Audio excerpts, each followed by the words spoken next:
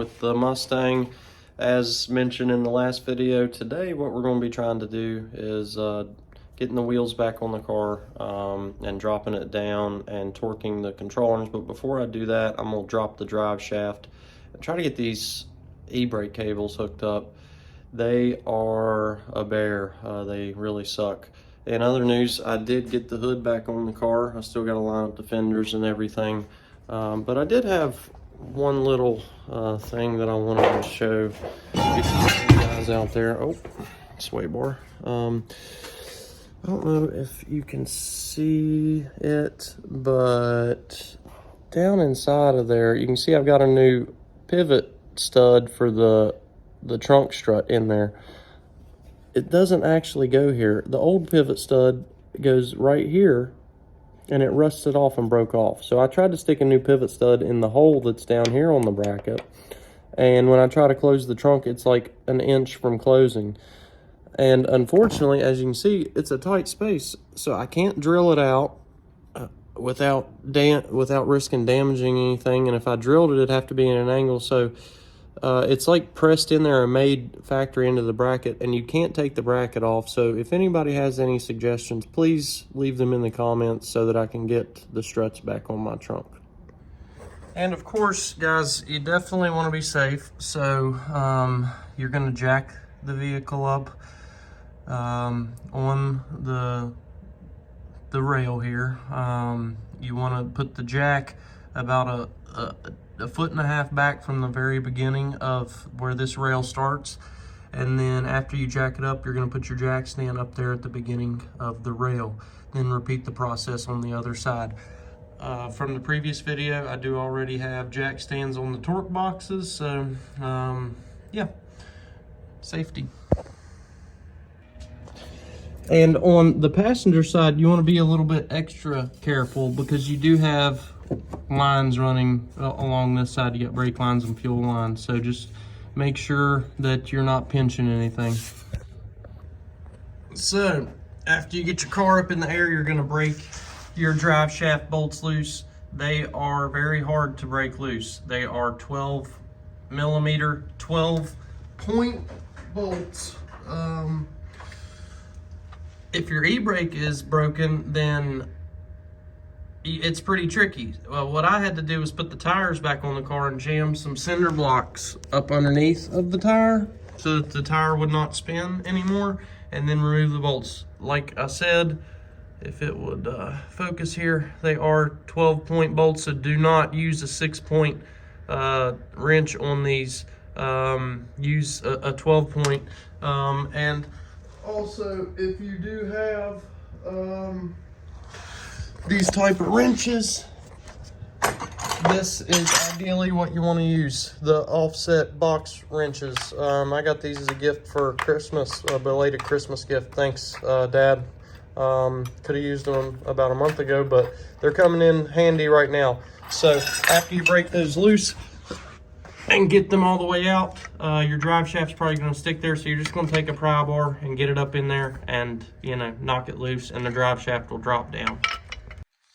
And before I breeze past this, you do want to make sure you mark your drive shaft. That way you know where it was at. So just mark a spot on the drive shaft, and then mark a spot where it connects to the diff, so that you can line it up right when you put it back on. I actually ended up just smacking mine with the rubber mallet a couple times, and it came right down. So you do want to, if you're, I'm not taking the drive shaft all the way out, so you do want to support it with a jack stand so it doesn't sit on your exhaust and put tension on your exhaust manifolds up there in the front.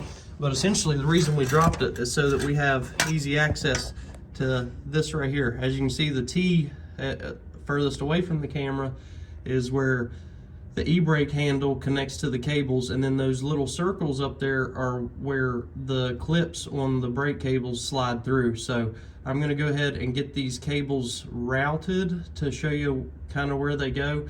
They you know, of course, go up through here, and then they turn to each side and route through the torque boxes. You can actually see that little gap up there where there's no undercoating. that little hole right there is where it's going to slide through, and then it comes out on the opposite side and just, you know, hides the cable real nice so you can connect it back to the brake. All right, so we have begun to route cable number 1 on the passenger side. It goes up through this hole in the torque box. And then, as stated before, it comes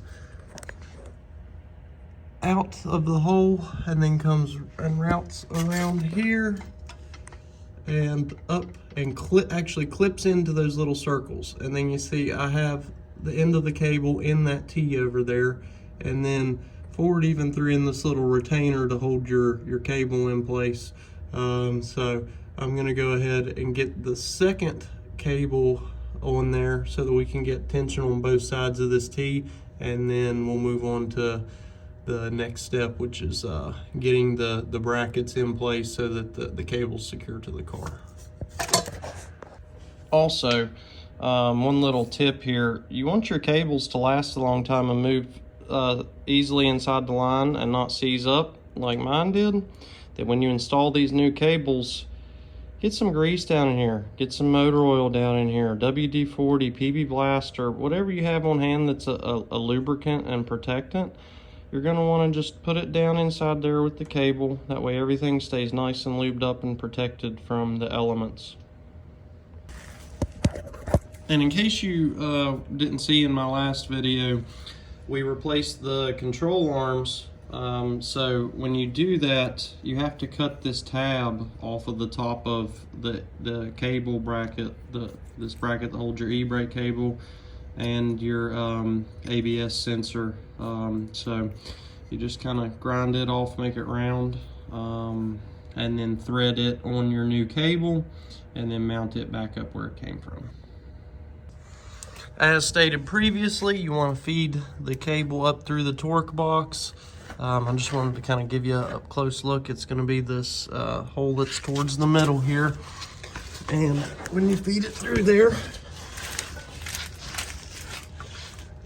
you're going to make sure that it comes out of this hole up here. And then as you can see, the cable comes around and then it's gonna fit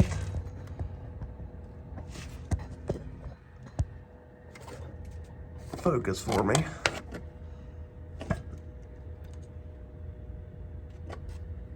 It's gonna fit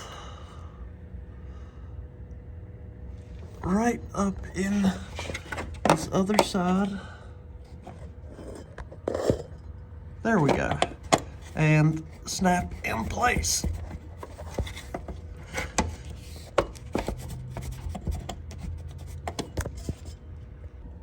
So, voila, we have both of the clips in place in the retaining thing up here, and both of the cables in the T that connects to the e-brake handle. So now we're gonna go back to the rear end of the car and get the cables hooked up to the the calipers, and then I'll show you these retaining clips that are gonna hold the brake cables to the caliper. Yeah, so you have these C-clips here, very similar to the ones that hold your clutch cable to the transmission. As you can see there, it's got a hole for the cable to go through, and then that little line that you see right there, this clips right up in there. As you can see, we got our C-clip back in place. Mine were actually bent, so I actually ended up having to bend mine back to where they would work. And then I have the cable here. It is pretty hard to get it in here, not gonna lie. I mean, it has to be secure. So what I did was I locked some vice grips on this nipple here, pulled it out, and then I took a pry bar and pushed against this. While I was doing it, I had to use both hands, so I couldn't really video it, but you get the idea. Pull on the cable, push the spring in until you can wrap that cable into where it is retained. All right, so we got both the cables hooked up. Everything's good now. The only issue that I ran into was my cables were seized, so my park brake handle would not lift up when I begun this. So I just cut the cables, and then when I replaced these cables, I realized that my park brake handle does not ratchet. So I ordered a park brake cable that somebody pulled out of a Cobra, but as you can see, it's engaging the brake, but it doesn't stay. So yeah, looks like in the near future we're going to be replacing the whole park brake assembly. So much fun. But yeah, I also ended up ordering some new seats for the car.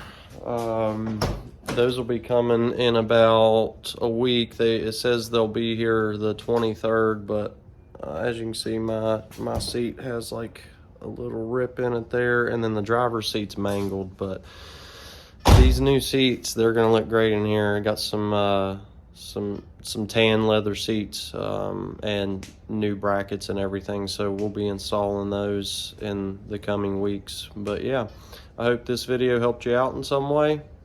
Like, comment, subscribe. Thanks.